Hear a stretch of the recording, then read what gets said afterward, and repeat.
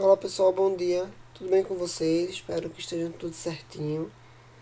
Tá? Estamos aqui para mais uma aula de ciências. Vamos dar continuidade ao conteúdo que a gente iniciou aula passada, falando ali sobre a formação do planeta Terra, sobre movimento de placas tectônicas, teoria da deriva continental, estrutura em si de formação do nosso planeta. E hoje vamos falar de um planeta dinâmico, um planeta que, através do movimento das placas tectônicas, tem alterado aí ou alterou o seu relevo. Tá? Então, a primeira alteração de relevo que a gente fala, que a gente traz hoje com relação a essa movimentação de placas, é a formação das montanhas. As montanhas, como a gente pode observar aqui na imagem, elas são formadas por placas tectônicas que apresentam um limite convergente. Ou seja, aquele limite em que as placas elas vão de encontro uma à outra, tá? Como a setinha nos mostra aqui. Então, quando eu tenho duas placas de mesma resistência, de mesma força, digamos assim, essas placas vão de encontro uma à outra e ocorre o soerguimento, ou seja, elas se levantam. Quando a gente tem placas diferentes, digamos que com forças diferentes, a exemplo de uma placa continental e uma placa oceânica, o que acontece é que a placa oceânica ela mergulha sobre a placa continental e a placa continental ela fica sobre a placa oceânica, causando aí uma elevação também, que é o exemplo aqui da formação da Cordilheira dos Andes, na América do Sul. A formação da Cordilheira dos Andes é resultado aí de um limite convergente entre a placa de Nazca e a placa sul-americana, uma placa oceânica e uma placa continental. Nesse caso, a placa oceânica mergulha sobre a placa continental e a placa continental tem aí a sua elevação, certo? Quando a gente fala aqui da outra alteração de relevo que a gente encontra por um movimento de placas tectônicas, nesse caso são os vulcões. Os vulcões eles apresentam a sua formação a partir agora de um limite divergente entre placas tectônicas.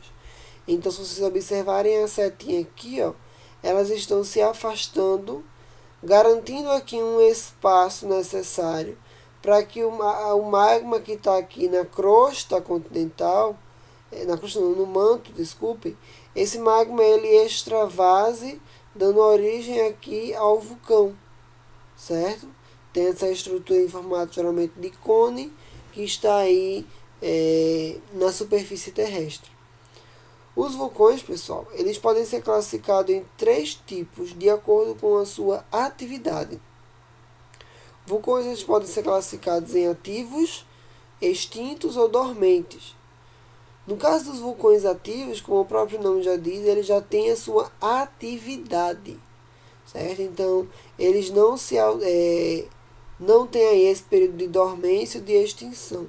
Então, eles estão constantemente entrando em erupção. Seria aqui a gente tem um exemplo de um vulcão no Equador.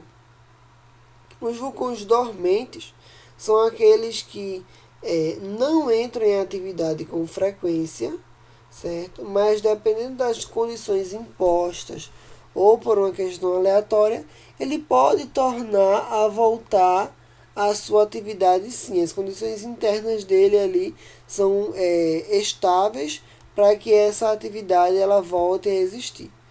E os vulcões extintos, como o próprio nome já diz, estão extintos, não estão em atividade, tá?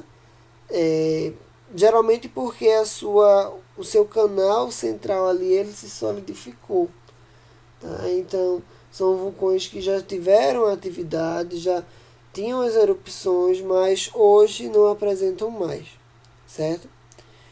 E para falar aqui de estrutura do vulcão, a gente tem a câmara magmática inicialmente, certo? Não tem um início e um fim na realidade, tá? Mas eu gosto de começar pela base.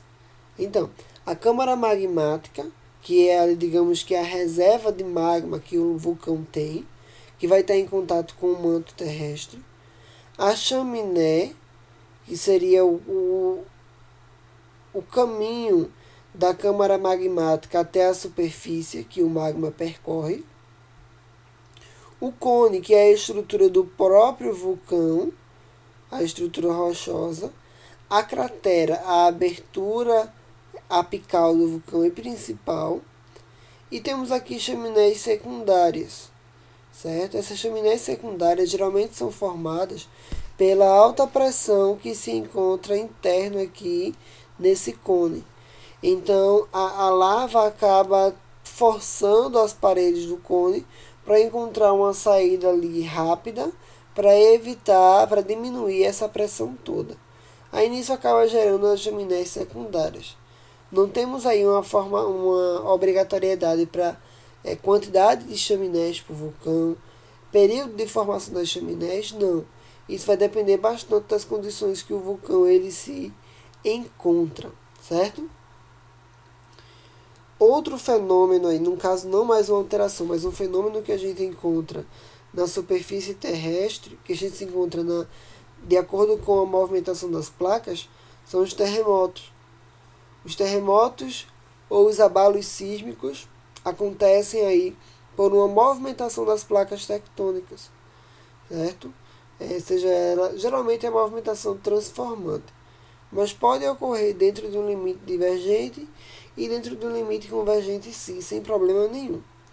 Tá? O foco interno onde ocorreu a movimentação, de como são os tremores, essas ondas sísmicas, nós chamamos de foco ou hipocentro, certo? Acima desse foco ou hipocentro, na superfície do continente aí, da crosta, nós temos o epicentro. Então, tanto o hipocentro quanto o epicentro correspondem aí a focos, a pontos de origem.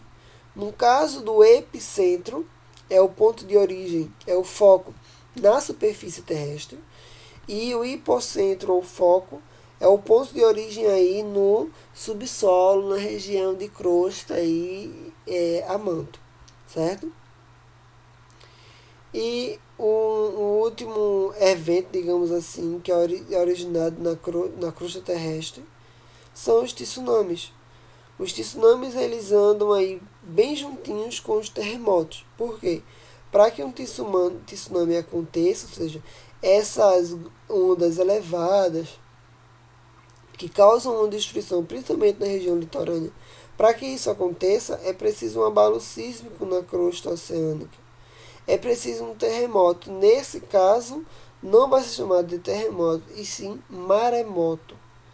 Então, é preciso esse abalo sísmico para que os tsunamis eles aconteçam, para que ocorra a agitação da água e a formação de ondas que vão cada vez mais aumentando até chegar na superfície do solo, certo?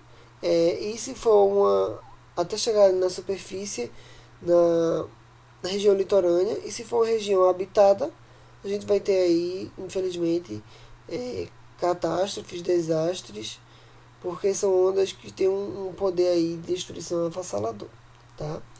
Então, pessoal, para a aula de hoje foi isso. Espero que vocês tenham gostado. Caso não tenham compreendido alguma situação, é só entrar em contato que a gente está aí disponível para sanar essas possíveis dúvidas, certo? Um abraço para vocês e logo logo nós estaremos juntinhos, ok? Tchau, tchau.